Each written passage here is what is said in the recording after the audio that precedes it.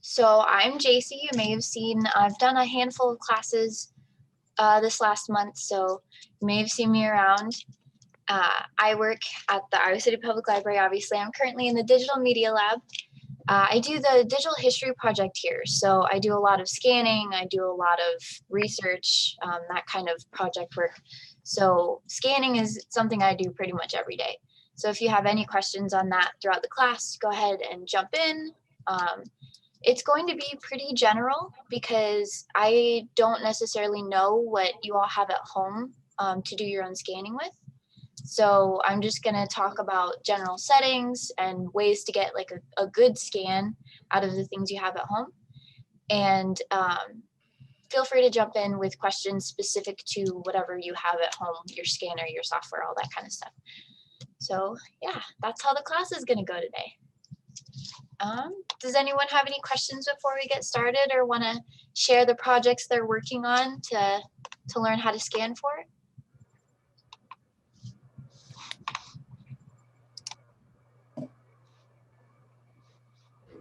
All right, I'll go ahead and share my screen so you guys can see this PowerPoint. I always make a PowerPoint, I don't know why. All right. All right, so we are doing the Scanning Basics class that I did teach a while ago in the Digital Media Lab here. So if you attended that, it's gonna look completely different because this is the at-home version so that we're all safely at home doing this. You don't necessarily have to have a scanner to take this class. There's some valuable information, I think, that you can learn. And we will talk about scanner options if you do want to look into getting your own in order to do the projects you're looking at over quarantine. So, scanning at home. And while we're doing this, if any of you have questions about specific software on your computer that you're using to scan, you can go ahead and share your screen. Please ask for permission first so that I can unshare and we can see what your questions are. But to do this process, you just find the green button that says share screen, and then you select either a screen. So I have two screens, so I would select one of those, or preferably the program. So I selected my PowerPoint program to share. This is just a general screenshot showing you. And we can talk through that if anyone feels the need to share it, if they have specific questions about their software. So the class itself, we're gonna break it down into a few different sections of information. Getting started is just looking at what you even have ready to scan and then looking at some of the settings that you might see and knowing what kind of file types, what kind of scanners, and then what kind of software is out there. Once you've actually done your scans and have some digital images, we will talk about some options for fixing quality issues. So if something's too small, you can make it bigger, or you can crop things out and stuff like that. And we will talk about storage. I usually try to mention where you can save things and have backups so that you don't have to go through this process from step one all over again. So speaking of step one, your first process during this is to look at what you want to scan. So I know I've heard during the photo organizing class, which was where this class was come up with essentially, there were people mentioning that they had a ton of family photos at home that they would prefer to just have on their computer, and then you can stash away those photos deeper back in your closet and not worry about them so much because then you have your digital files. So if that's your case, then just keep in mind that you're scanning photos, and that'll affect the file type that you'll be looking at later. It'll affect kind of the size of storage. Pictures are going to be one thing that you would store in one place and documents in another. And that also affects the type of scanner you want to use. So all we need to know at this point is, what are you scanning? And I did mention family photos, which are just, you know, your 4x6, your 5x7, the typical ratios for photos, or it could be documents. So if you have a bunch of personal documents that you really don't want to lose, it could be a lease, it could be W-2s, anything like that, that you don't want to lose, then you'll want to think of that too. So it could be documents, it could be photos, it could even be books that you want to scan. Just have an idea of it, and that really helps you out later on down the line.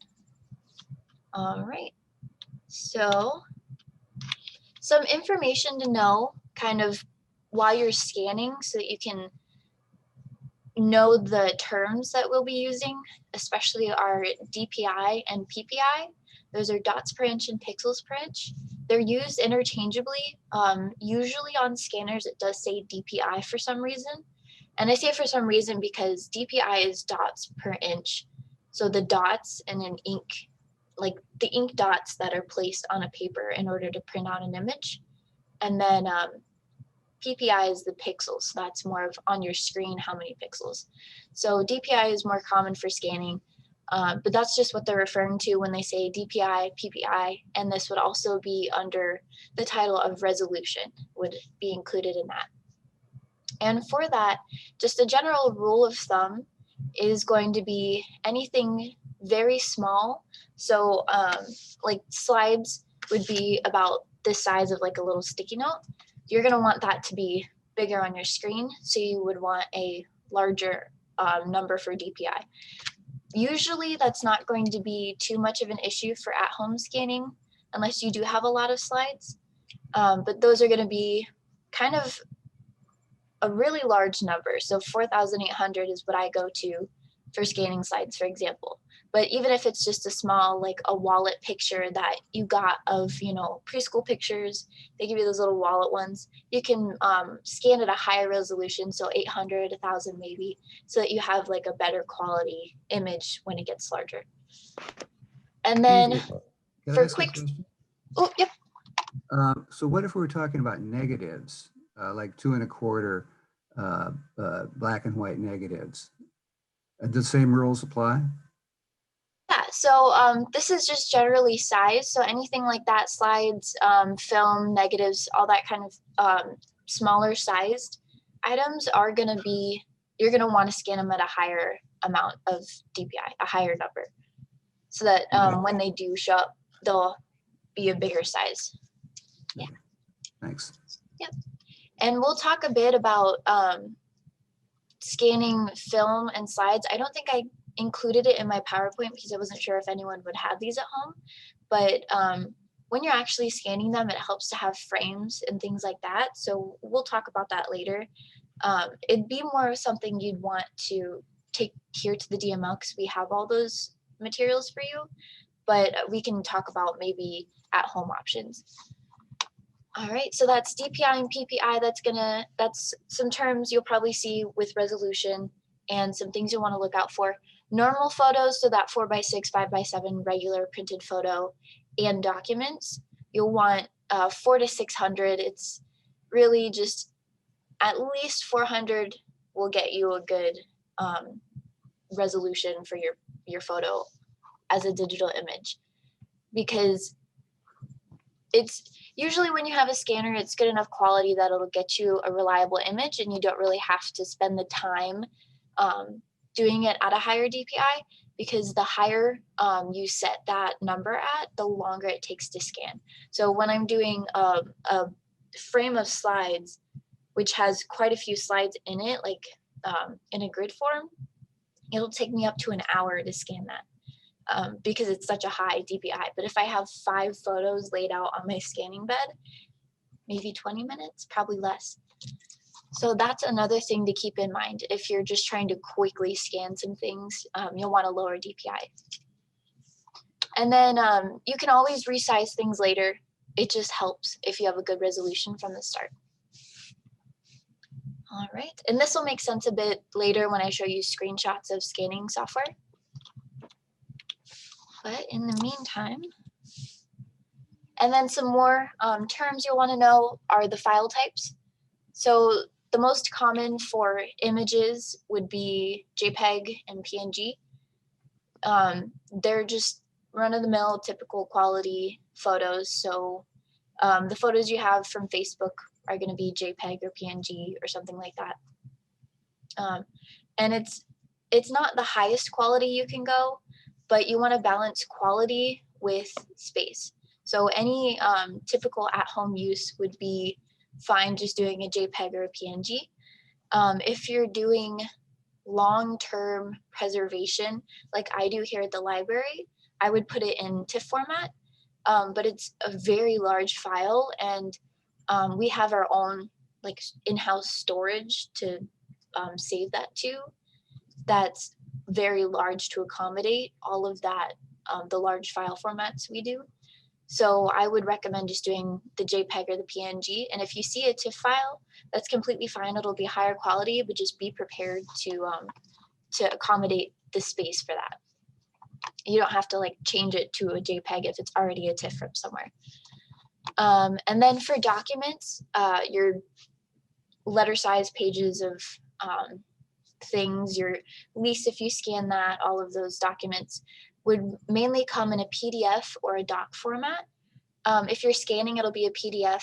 That means that you can't really change it easily. There are software programs out there like Adobe and things that you can adjust your PDFs with, but usually it's just a way to have that copy digitally, just to exist and preserve it for your records. The doc, usually you can't really scan into a doc format, but it's just a file type to know in case you see it anywhere. That's just the Word document, right? Microsoft Word or something similar to that. So those are the main file types. And this is where you will want to know what you have to scan. So you'll know, oh, I'm doing family photos, so I'm going to be looking at the JPEG format. Or I'm doing my personal documentation, it'll be PDF. So that helps you down the line.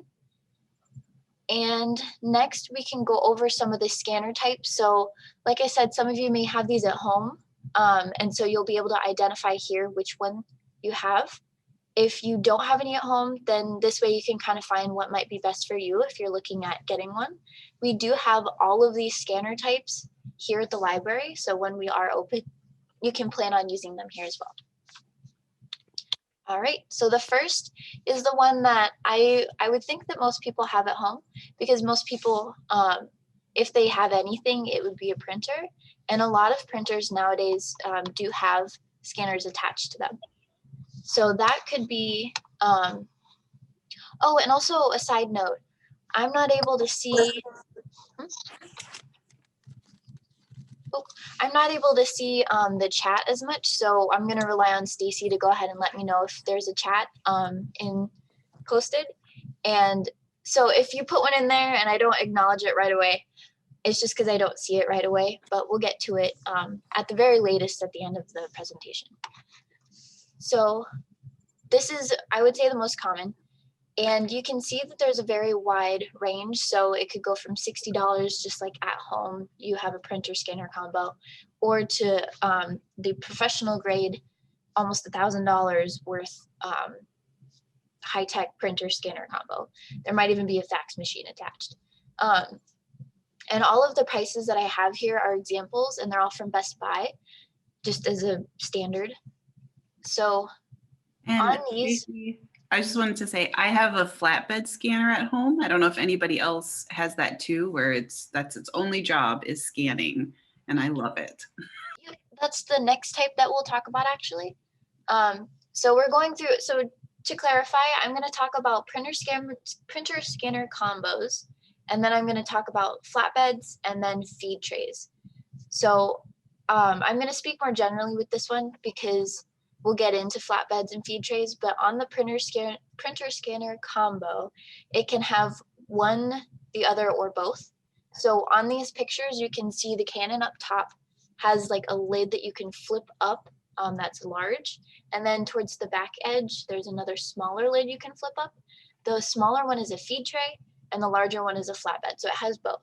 And then it's the same deal with the other two, but it's a side feed tray instead of a back, more vertical one.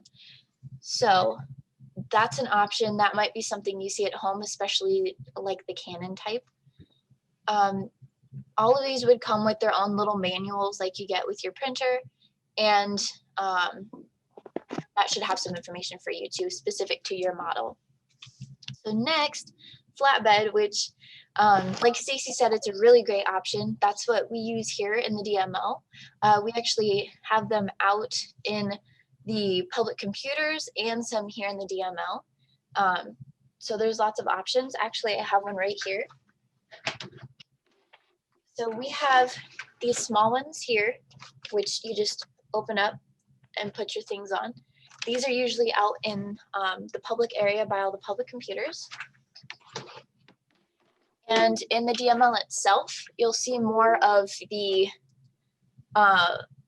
big ticket item at the bottom there, the Epson scanners. So those are pretty expensive, so that's why we like to do these classes so people come in and use them when they're able to. So at home, you'd probably have more like the Epson up top or the one that I just showed you. They're fairly inexpensive, I would say. They don't include a printer, but they're so much easier to scan on. And you may even already have one at home. So some of the features are they're going to be more versatile. So if you have something that's bound, like a book, you want to scan a recipe from a cookbook from the library, you can go ahead and flip it and do it if you just hang the spine and the other half of the book over the edge of the flatbed. So it's a lot more dynamic that you can scan a bunch of different types of materials on it. And anything delicate is better off in this. If you have like a ripped up old letter from somebody, you would want to put it on the flatbed and not through a feed tray because it might catch and rip and wouldn't be great. These would also come with their own software and instructions. And like I said, it is similar to the DML. So if you did attend the scanning basics class I did months ago, back in 2019, I think, we did use a flatbed scanner in that class. And I will say, this is what you'd be looking for in order to do the film and slides and those type of media that you would want to scan. Usually, like with the bottom one, there's a tray. I'm not sure about the Epson or the mid-range models, but definitely the ones here would have the frames. I'm not it would take some trial and error to scan without the frames if you're doing slides or film. So that would be something to look into specific to whatever scanner you have. So if anyone has any of that concern, we can look into it at the end of class and kind of see what you have and talk through your options. So those are our flatbed scanners. And the last kind is going to be a feed tray scanner. This is more if you have a large stack of handwritten documents or official documents that you're just going to scan really quick to have a digital file that you can either save or email to somebody. So you're filling out paperwork, you can't actually take it in the office right now because pandemic. So you scan it and you email it instead. So that's what this would be really great for. It also takes up a lot less space because it's usually just a standing thing, or it's that single line, like the $100 one. They do look to be a little bit more expensive, but only a little bit more. As you may recall, the last one, the cheapest was $70 and this one's just $100. So it depends entirely on what your project is and what you would use it the most for. So if you do a lot of paperwork, this is going to be a great option for you. It can go through batches of the same size of paper very quickly. It'll just cycle through it and get all the scans bundled up in one digital file for you. And it usually has really simple settings because it's just documents that you're typically scanning and they're pretty straightforward. You don't need to do any red eye correction or color correction or anything like that, like you would do with a photo. So those are the types. And does anyone have any questions about those types of scanners or want to comment on which ones they might have at home?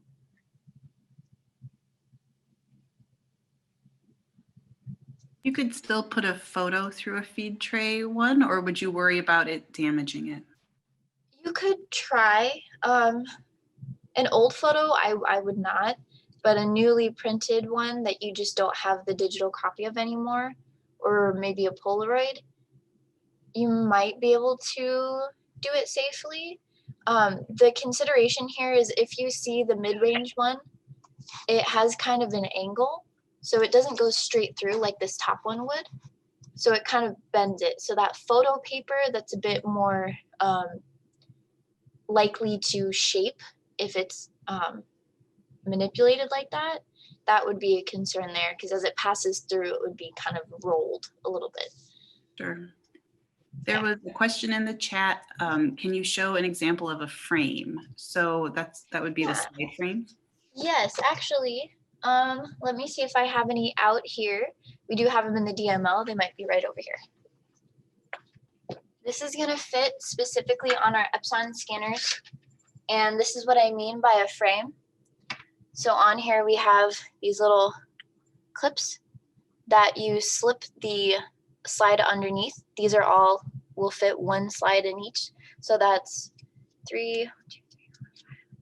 15, room for 15 slides in here. And you can stack 2 of these side by side on one of our scanners. We also have frames for film. So you take this up, you put the film underneath, and then you close it back down. And I'm not familiar with any of the more at-home scanners, like the Epson Flatbed or the printer scanner combos. I'm not familiar if those would have the frames that would help with your slides or film. That would be something that I could follow up with you on to like look at options if there's packages that have that. It also, the scanner has to be configured a little bit different to shine through to get the full picture, because your documents and your photos are opaque, so it just needs to be on the one side. But the film and slides need to have a different configuration where the light goes all the way through it and to the back of the scanner. So we remove a flap in our scanners to convert them to that. So that's why I'm not sure if the lower end or mid-range flatbed scanners would have it. So if anyone would like that information on some options that you might have at home while the library is not open, let me know and I can look that up for you. So yeah, most scanning that these products are marketed for are going to be just the at-home documents and photo scanning, but I'm sure somewhere out there, there's going to be something you could have to scan your slides and film. So I will follow up on that. All right, any more questions in the chat or questions about the physical scanner part? All right, you can always jump in and stop me if I'm in the middle of explaining something that you're confused about. All right, so next is the scanning software. So we can have the physical scanner all set up and everything, but the scanning software is going to be the next hurdle to look at. So most of the scanners that you have at home will already have their software, like HP has its HP scanning software. Canon has CanaScan or something. I think we have it on our computers. But your manual should give you directions on how to operate your scanner. If you don't have your manual, I throw away mine after I open the box. You can always search Google, and it should usually have a PDF version of that manual, especially on the manufacturer's site. Or it could even have the directions on a website page that they've provided for you to refer to.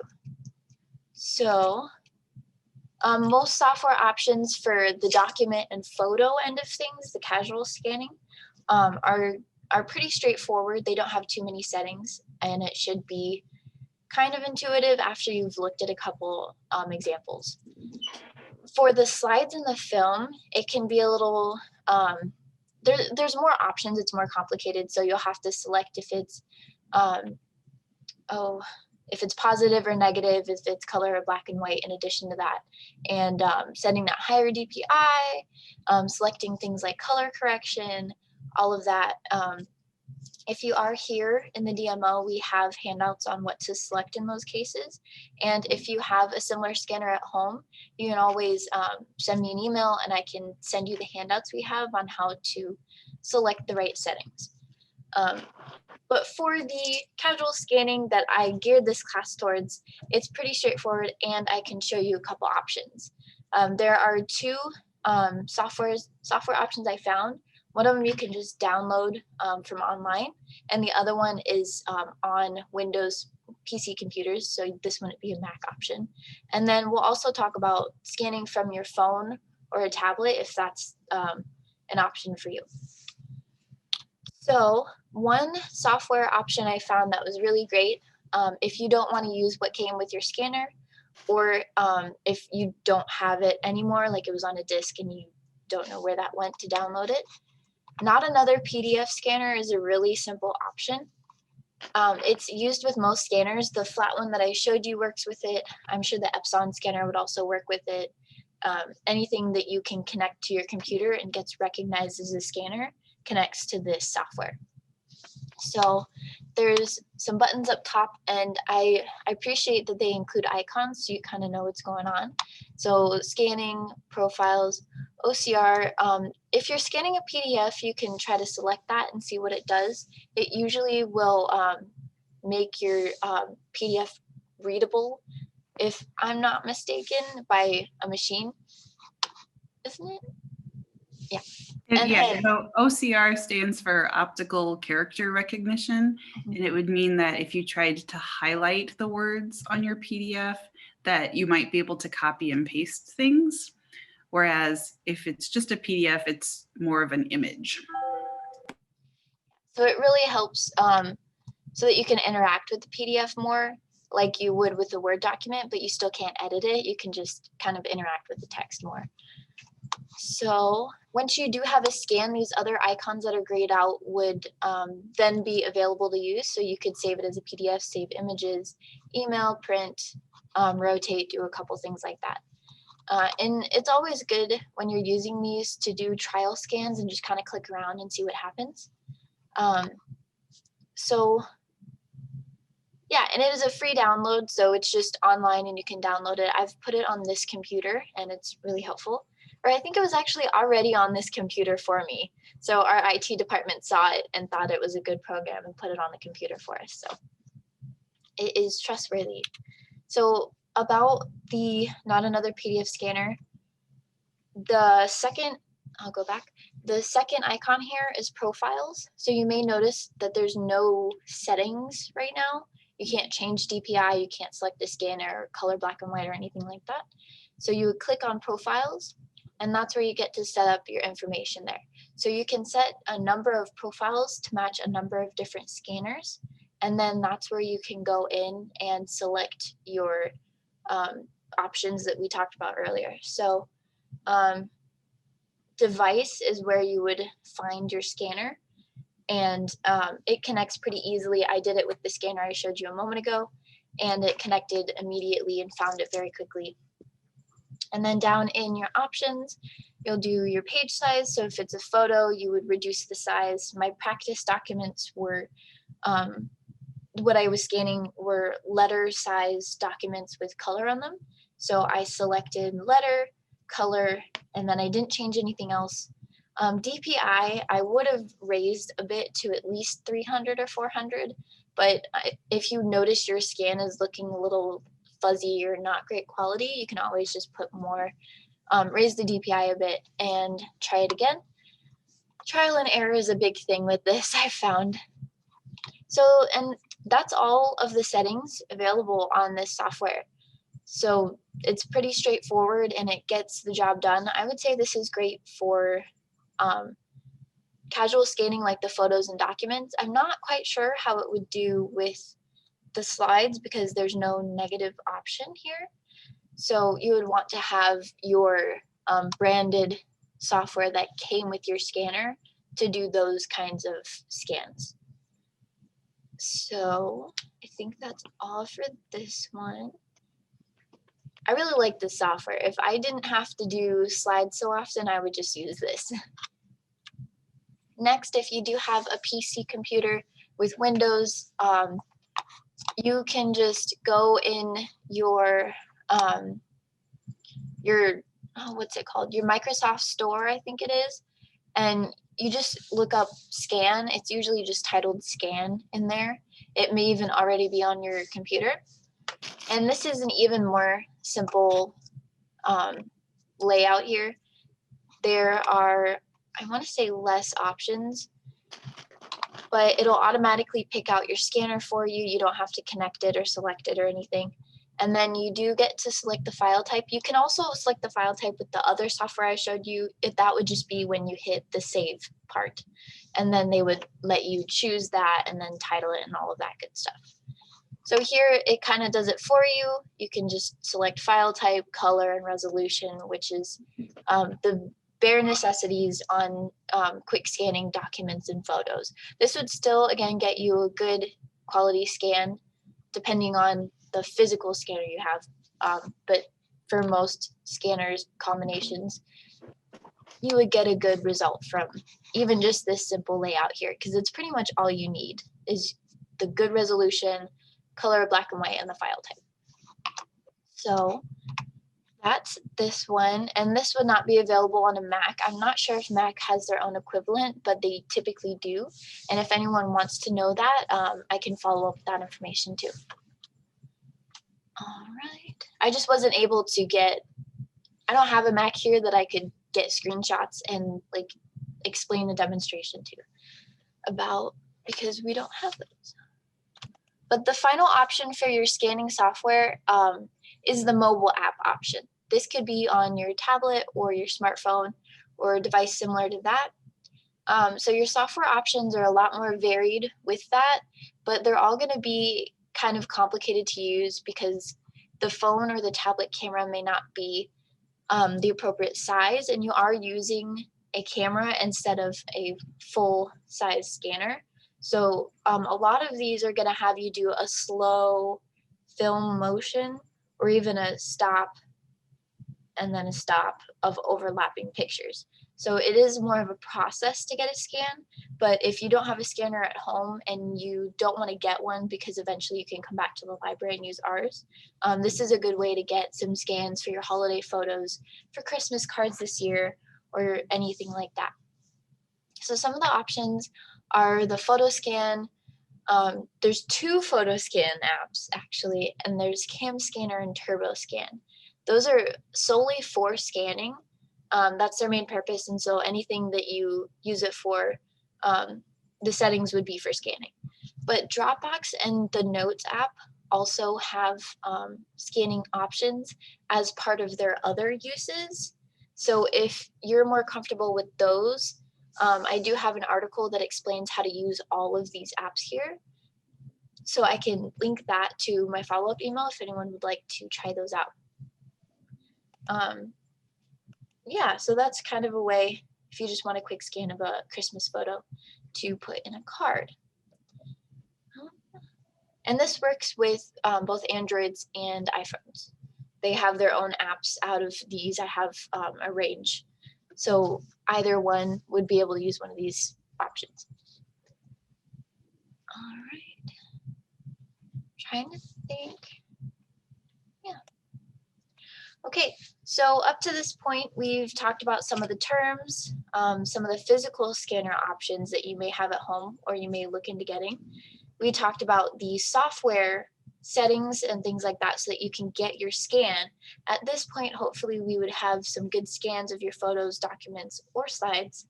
And once you're at that point and you have them saved, you can look into fixing some quality issues. So with the Not Another PDF Scanner software, how it's kind of more simple, you don't have a ton of options in there. You can make up for that with your back end fixing any quality issues. So that could be cropping, brightness, red eye correction, resizing if the resolution wasn't quite right.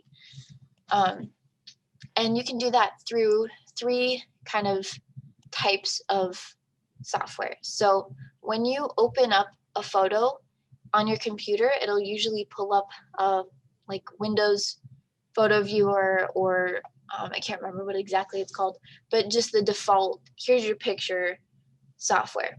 On the top of that, there's usually some symbols you'll see. So this one is going to be cropping, and it's usually that kind of like interlocking square type of thing.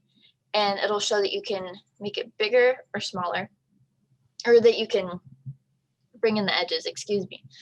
So that's the icon you'll look for, and you'll click that, and it's usually just a drag to take away any of the edges. If you have things that are like a tiny bit crooked, you can usually crop it so that you don't see those crooked edges and it looks a bit cleaner.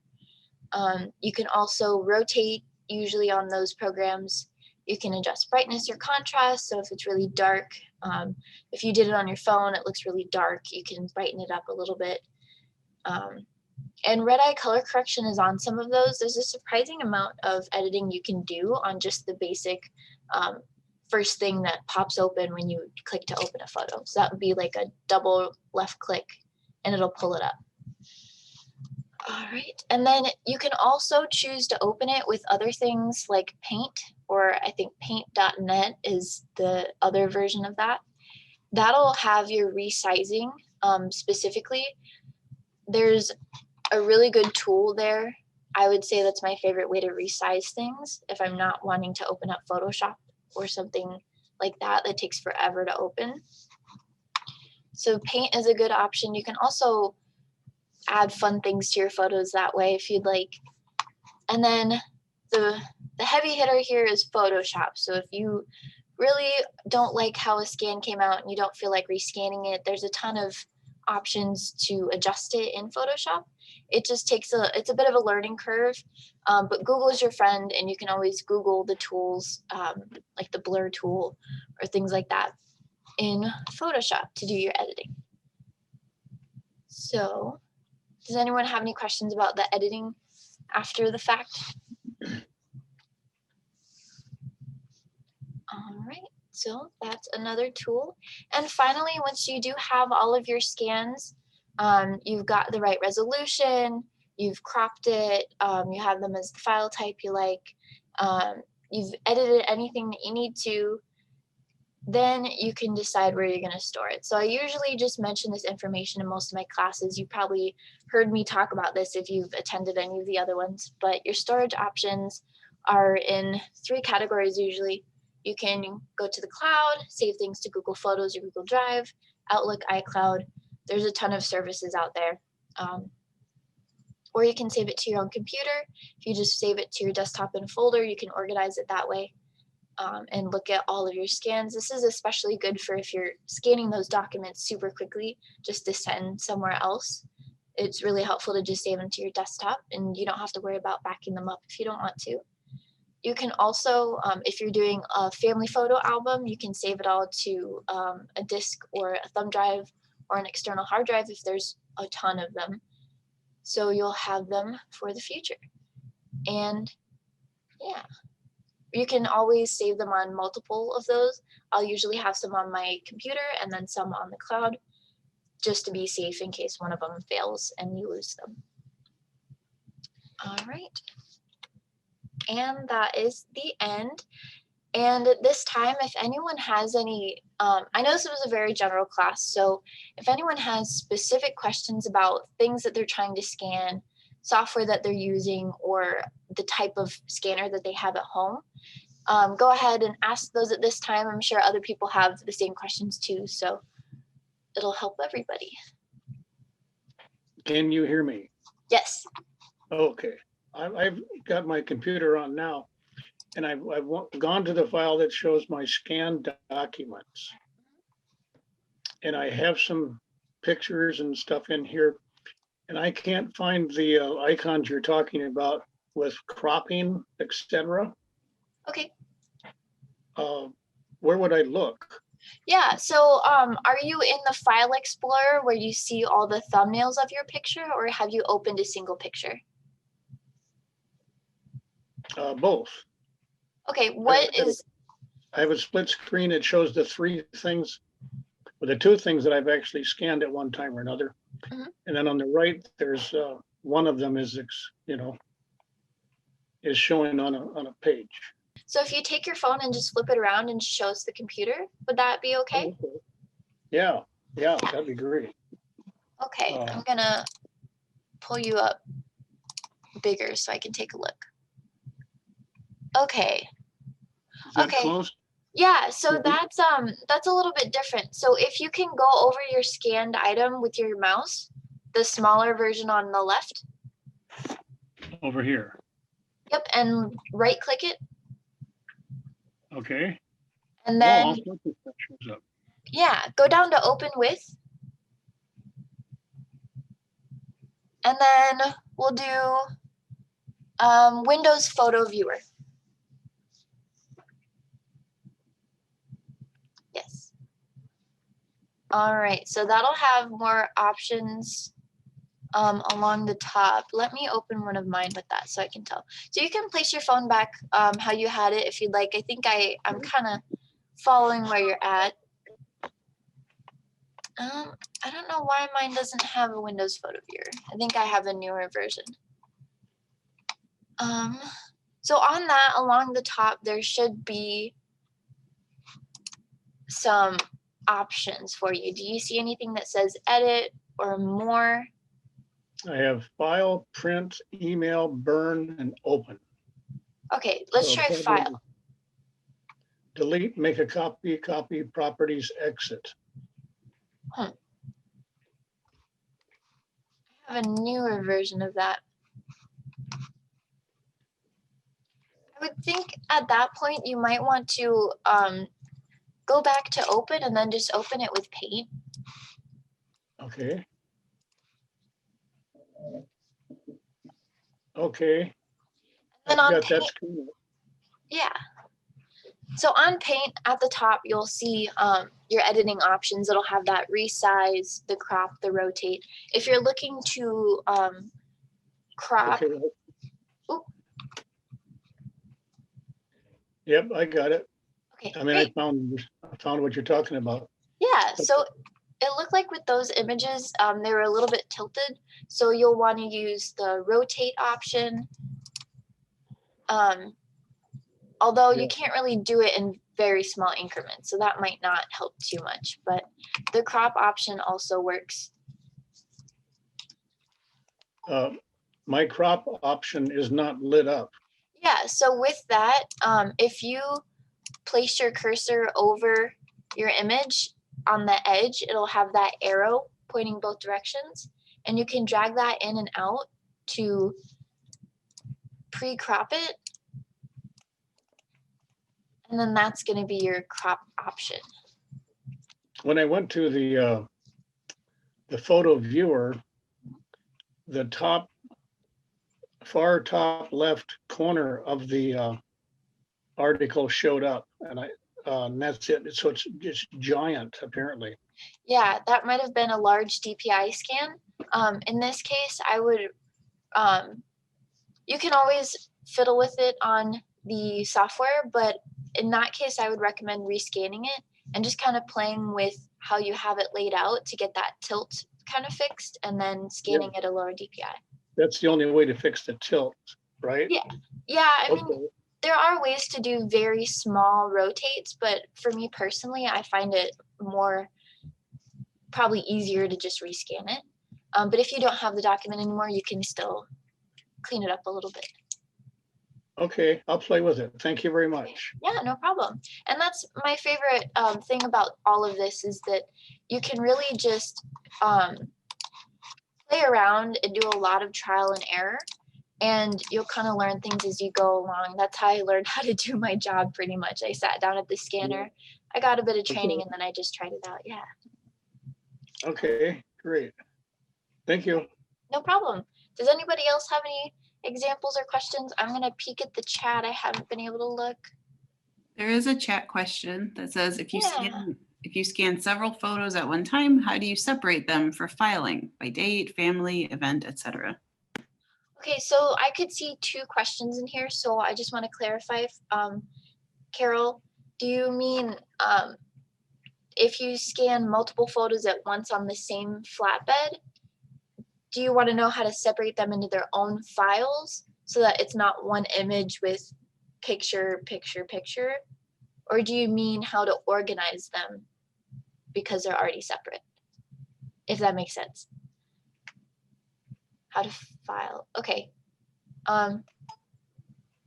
Yes to the first, separating them out, or I can explain both actually, because I could see this problem for quite a few people. So in the first case, if you're putting multiple photos down on your flatbed, it depends on the scanning software. So if you're doing this on an Epson like we have here, the fancy expensive one, they'll let you pre-crop all of your photos so that they save as their own photo in their own file. So it's already done for you. On some of the basic scanners that you might have at home, a trick that I've had to do before is I'll take that main picture that has all 5 photos in there in HP. Okay, that helps. So I would say look at the settings. Usually if you can preview the scan, you can crop it into those individual photos. If you can't preview the scan, which you usually can't for the at-home HP type scanners, you can scan it all as a big thing, and then afterwards you use that crop in order to get your different photos out. So you'll have your main scan, and you'll want to keep that saved through this whole process. Then you'll crop, and then you'll save as a copy or save a different version of that crop of that photo.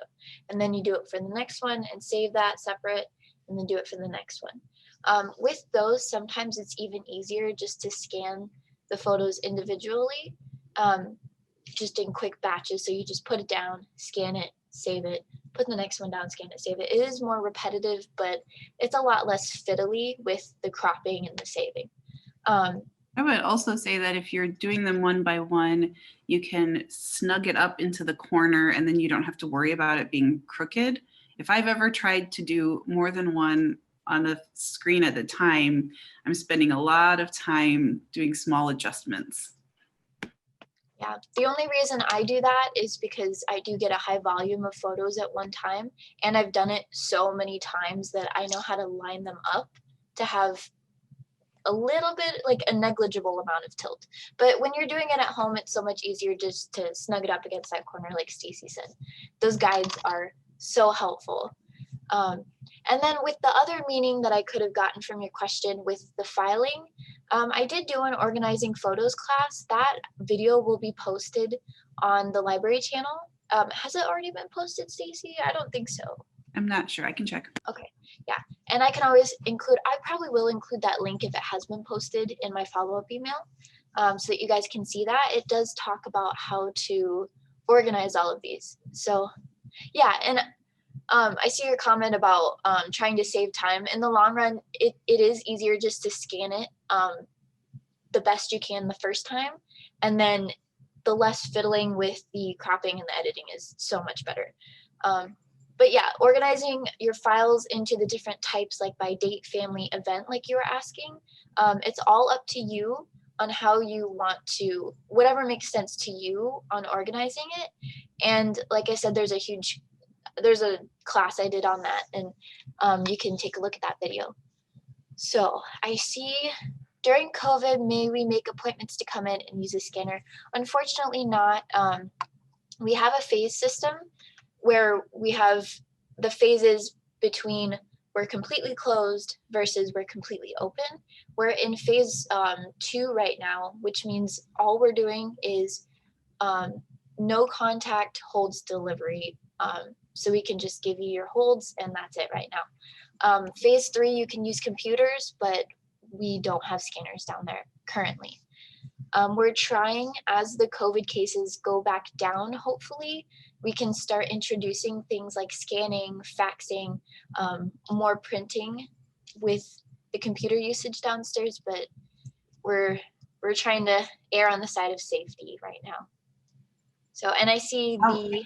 Can I just add that we have started talking about possibly purchasing 1 or 2 of those skinny slide through scanners that JC showed that could be circulated, checked out, and taken home.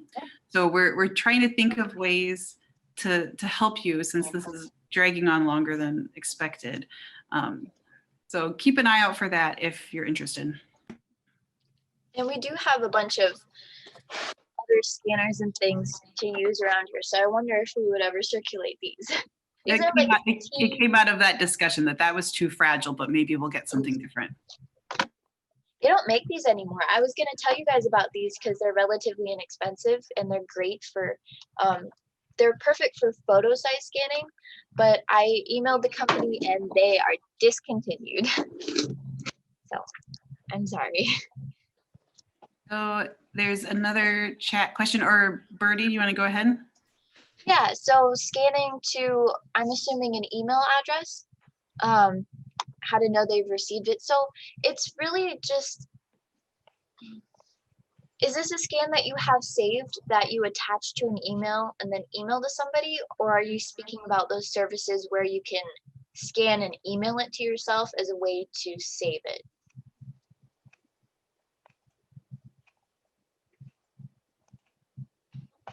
I'll Either Barbara's typing or Barbara, it looks like you're unmuted if you wanted to a receipt to be reimbursed. Okay. Oh, okay. So how to know that they've received your email? So it'd just be like a regular email where when you send it, you hope that they got it. I think you can turn on read receipts on specific emails, but I'd have to look into that.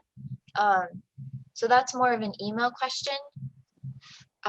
Typically, as long as you don't get an error message back or something strange like that, I would think that they've received the email. What I would recommend in that, and what I tell people to do when we fax things to places, is I recommend that they actually get a phone number in order to call and just make sure, did you get my email? Did you get my fax? So that's the for sure way to know that they got it. I hope that helps. Okay, Birdie, thanks for waiting. Go ahead. Hey, Brady. Yeah, I just wanted to say that I appreciate this opportunity for learning a little bit about it, because 101 is kind of like ahead of my learning curve yet. And what I work with is the bar scanner. And Oh yeah. and so I'm still learning how to put my documents into files and simple things like that. And yeah, we're almost, the time goes quickly, and I really don't know the question to ask. I saw something that was put up about a website to go to get information manual for the laptop that I have. I have a Hewlett Packard Pavilion. And I also have had a little bit of help from the center with my first run on the document. Now, I guess if I was to ask a question, it has to do with sizes of, or can I change print sizes once I've made the document of once I've made the copy of the document. So once you've scanned, the resolution is your biggest way to know that you'll have a good quality print if you change the size, especially bigger. But if you've already scanned it, you can still resize. So if you open that up in Paint and click the button that says resize, it'll let you make it bigger.